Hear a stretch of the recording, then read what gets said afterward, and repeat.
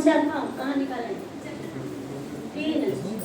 अगर पढ़े तो आपको पता होना चाहिए, चैप्टर 3 है। जीवन का वास्तविक लक्ष्य।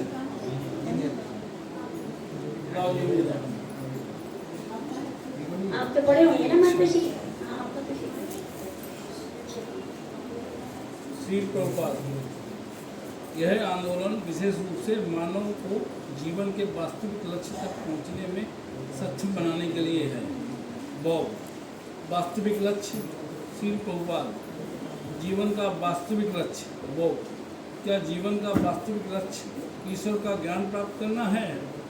श्री प्रभुपाद, हाँ, अपने घर भगवान के धाम वापस लौटना, यही जीवन का वास्तविक लक्ष्य है। सागर से आने वाला जल मेघों की रचना करता है। मेघ जल के रूप में बरसते हैं तथा नदी के साथ पुनः बहकर सागर में प्रवेश करना इस प्रक्रिया का वास्तविक लक्ष्य है। हम सब भगवान से निकले हैं तथा अब हम भौतिक जीवन से बाधित हैं, अतः इस बद्ध स्थिति से निकल कर अपने घर भगवान के धाम वापस लौटना ही हमारा लक्ष्य होना चाहिए। यह जीवन का वास्तविक लक्ष्य है। माम प्रत्य पुनर्जन्म दुखालस्याम सत्वतम नाप्नुवन्ति महात्मना संसिद्धि परमाम गता। यह भगवद गीता का मत है। यदि कोई मेरे समीप आता है वह फिर वापस नहीं लौटता। कहाँ?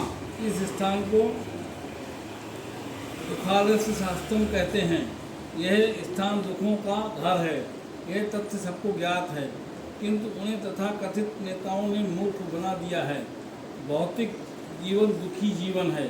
भगवान अर्थात श्री कृष्ण कहते हैं यह स्थान दुखालयम है, यह दुखों का स्थान है तथा यह आश्वस्तम भी है, अनित्य है, आप समझौता नहीं कर सकते।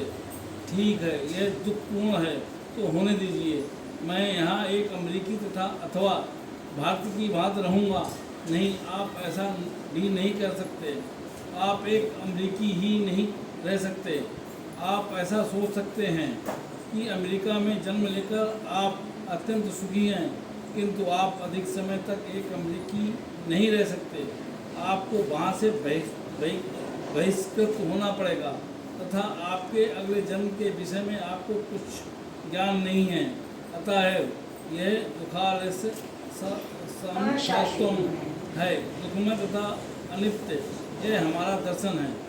बॉब, किंतु जब आपको भगवान के विषय में कुछ ज्ञान होता है तब जीवन इतना दुखमय नहीं होता है। सिर्फ नहीं, अल्प ज्ञान से काम नहीं चलेगा। आपको पूर्ण ज्ञान होना चाहिए। जन्म कर्म च में दिव्यमेव यो वेत्ति तत्वा